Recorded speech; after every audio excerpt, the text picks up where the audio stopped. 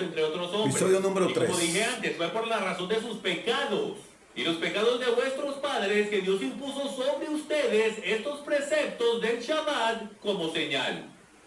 Aunque fue dado a Abraham, Isaac y Jacob, mi oponente dice que ninguno de ellos lo observó. Él guardó todos los mandamientos de Dios, como lo dice en Génesis 26, donde el Shabbat, según Jesús mismo en el Nuevo Testamento, dice que fue hecho para el hombre.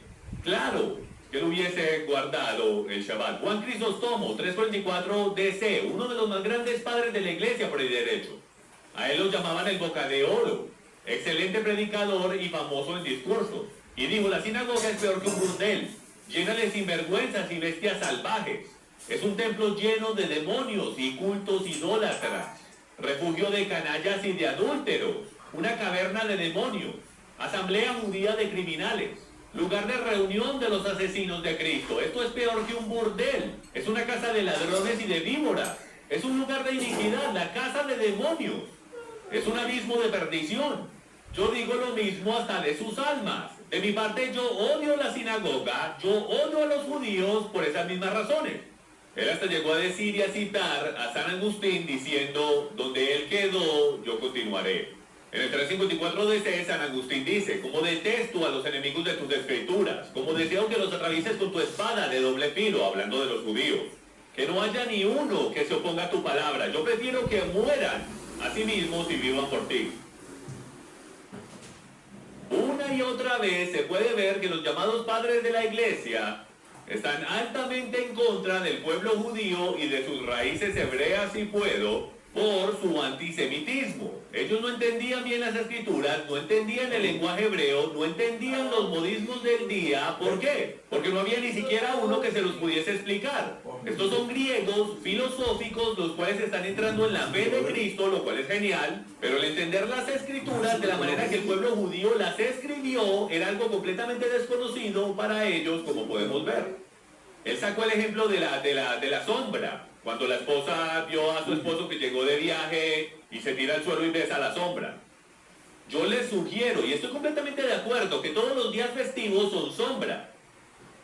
Pero amigos míos, las sombras están ahí para guiarnos a la realidad.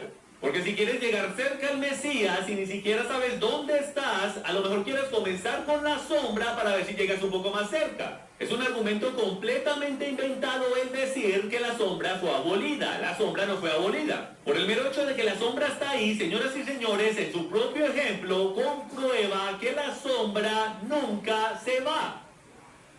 Mientras que el Hijo del Dios viviente, si puedo, esté parado ahí y el sol esté brillando detrás de él, siempre creará una sombra. Por eso es que vemos los festivales, las fiestas y el Shabbat, lo cual yo estoy de acuerdo, es sombra en el milenio. Si hubiese algún momento para deshacerse de las sombras, ¿no creen ustedes que sería en el milenio? Si no hubiese habido necesidad de las sombras, no las hubiera dado en la creación. ¿Para qué nos dio sombras entonces? Mi oponente no ha respondido ninguno de mis argumentos de que el Shabbat fue dado en la creación antes de que el hombre pecara y no era la intención de Dios que lo cambiaran. Jesús nos da instrucciones bien claras de que fue dado al hombre y nos instruye cómo guardarlo. El hombre trabajó en el jardín, señoras y señores, necesitaba descanso. Si nosotros quitamos lo espiritual de lo físico, eso es como Yeshua, como Jesús, hablando del mandamiento de matar, dándonos el principio espiritual de él, de que si tú por lo menos piensas con odio en tu corazón, es como si hubiesen matado. Entonces él trae lo espiritual y lo conecta con lo físico. Estamos supuestos a creer, amigos míos, de que porque Jesús nos da lo espiritual del mandamiento, la aplicación física está abolida. ¿Puedo yo el ir y matar a alguien si no tengo odio en mi corazón? Lo físico y lo espiritual están conectados, no están separados, igual como una sombra no está separada de la realidad. Hablando del primer día de la semana, está Michael Brown, uno de los expertos y uno de los más grandes apologistas en comprobar que el Mesías judío es Yeshua, y hasta en más de 20 libros.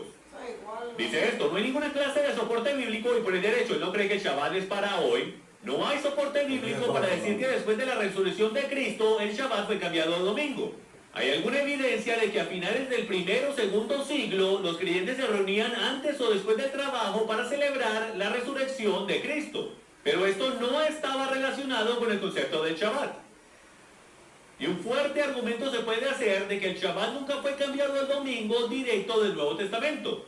Fue solo el comienzo del cuarto siglo que la iglesia oficialmente declaró que el Shabbat fue cambiado a domingo, con la pregunta claramente siendo ¿con qué autoridad están haciendo esto? Y esto viene del apologista más reconocido en el mundo en muchísimos temas. Él ni siquiera cree en el Shabbat, pero por lo menos entendía que el que ellos se reunieran en el primer día de la semana no tenía nada que ver con el Shabbat. Gracias.